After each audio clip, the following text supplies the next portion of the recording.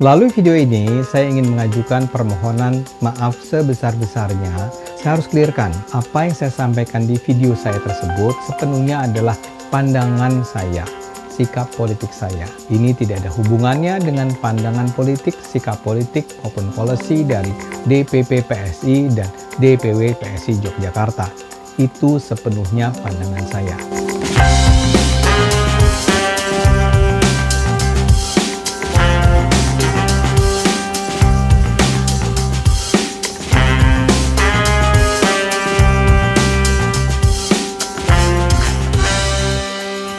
Nah, di sini akhirnya pernyataan Ade Armando yang menyinggung Yogyakarta, yaitu yang melakukan politik dinasti, akhirnya juga dikomentari oleh Sri Sultan.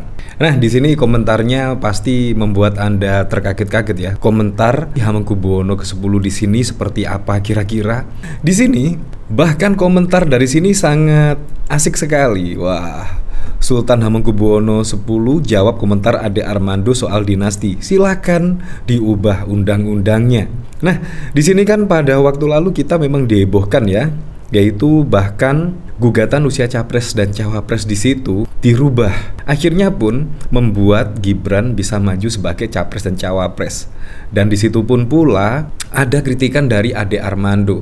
Ya, pada waktu lalu memang ada gejolak ketika ada putusan MK, mulai dari mahasiswa, budayawan, seniman, tokoh politik dan lain sebagainya, semua gundah gulana, yaitu konstitusi bahkan sampai tidak netral. Bayangkan, di situ padahal juga wasit loh. Dan di situ ketika ada kritikan tentang politik dinasti, ada kritikan tentang republik rasa kerajaan, tiba-tiba Ade Armando membandingkan yaitu politik dinasti di sini yaitu dengan Yogyakarta. Nah, akhirnya pun di situ wah, viral sudah, yaitu video dari Ade Armando yang membandingkan Yogyakarta dengan politik dinasti dengan Yogyakarta. Ya, kalau Ade Armando kemungkinan lihat sejarahnya peran Yogyakarta bagi Indonesia, menurut saya akan paham lah di situ. Nah, di sini tetapi Sri Sultan di sini mengomentarinya dengan santai dan menurut saya di sini sangat telak sekali. Ya, silahkan diubah undang-undangnya. Menurut saya sangat keren sekali responnya. Responnya sangat kalem sekali. Nah, di sini Raja Keraton yang juga Gubernur Daerah Istimewa Yogyakarta Sultan Hamengkubuwono merespon santai komentar politikus Partai Solidaritas Indonesia Ade Armando soal politik dinasti di Yogyakarta. Sultan menyatakan bahwa dirinya hanya menjalankan amanat dalam Undang-Undang Keistimewaan Yogyakarta. Kalau sistem pemerintahan di Yogyakarta dianggap dinasti, ya diubah saja Undang-Undang Keistimewaannya, kata Sultan di Yogyakarta pada 4 Desember 2023. Nah, apa sih yang tidak bisa dirubah di negara ini? Sebelumnya Ade Armando menyinggung gerakan mahasiswa di Jogja yang memprotes politik dinasti Presiden Joko Widodo atau Jokowi dengan majunya Gibran Rakabumi dalam pemilihan Presiden Pilpres 2024. Ade dalam videonya di media sosial mengatakan seharusnya yang dilawan mahasiswa di Jogja adalah sistem dinasti di sana karena gubernurnya tidak memimpin dengan terpilih melalui pemilihan umum, tapi karena faktor keturunan. Di sini bahkan yang memimpin saja sultan. Memang di sini adalah kerajaan, raja keraton. Ya, kalau kita lihat sejarahnya memang sangat wow sekali. Menurut saya Yogyakarta sangat berperan penting lah bagi Indonesia. Akhirnya menjadi daerah istimewa Yogyakarta. Ya, bahkan juga sudah ada undang-undangnya. Jadi Ade Armando sangat lucu sekali. Dan komentar dari Sri Sultan menurut saya sangat telak sekali. Silahkan dirubah undang-undangnya. Menurut saya sangat keren sekali. Nah, di sini ini adalah permintaan maaf dari Ade Armando. Di sini bahkan juga dikomentari Narkoso minta maaf, ulangi lagi, minta maaf lagi, gitu aja terus. Melalui video ini, saya ingin mengajukan permohonan maaf sebesar-besarnya seandainya video saya yang terakhir tentang politik dinasti telah menimbulkan ketersinggungan dan kegaduhan terutama di daerah istimewa Yogyakarta. Saya sudah mendengar akan ada aksi tangkap Ade Armando dan rencana untuk mendatangi PSI Yogyakarta. Saya harus clearkan, apa yang saya sampaikan di video saya tersebut sepenuhnya adalah pandangan saya, sikap politik saya. Ini tidak ada hubungannya dengan pandangan politik, sikap politik maupun policy dari DPP PSI dan DPW PSI Yogyakarta.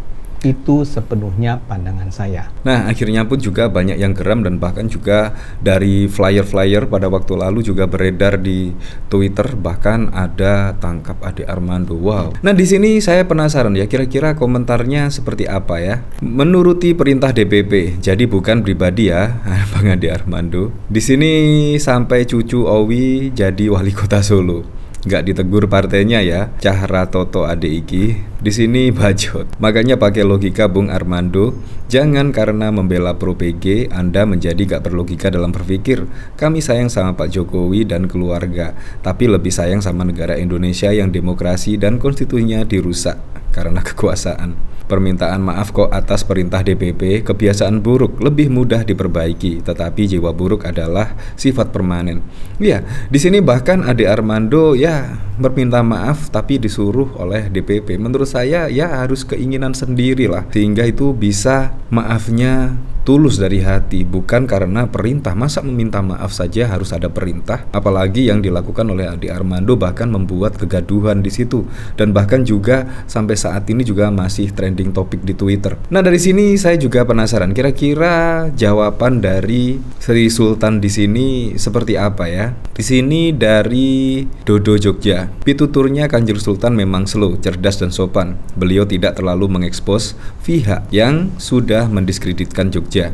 Sudah bisa dipastikan pendukung-pendukung sekolah segambreng tidak akan bisa mencerna. Jawaban yang sangat luar biasa, Pak. Jenengan pancen luar biasa. Orang baik pasti begitu. Telah melukai hati Raja Jogja dan masyarakat Jogja. Otomatis jadi lumbung suara 01 sama 03 nih Yogyakarta. Nggak perlu repot-repot kampanye. Ayo Pak D, ada kesempatan nih buat keluargamu jadi sultan. Buat Ade Armando tolong belajar lagi dan berhati-hati sebelum berbicara. Buat ketum PSI jangan ngurusin ketek mulu. Nih orang buatnya, ini anak buahnya bego.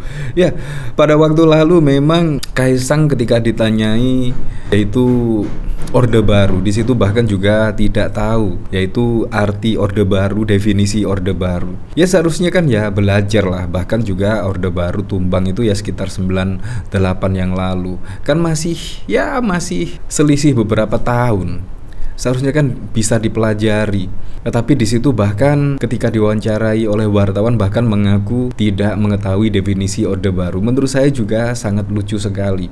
Apalagi tentang sejarah Keraton Yogyakarta. Padahal di situ kalau tidak salah pada 1755. Bayangkan berapa abad yang lalu.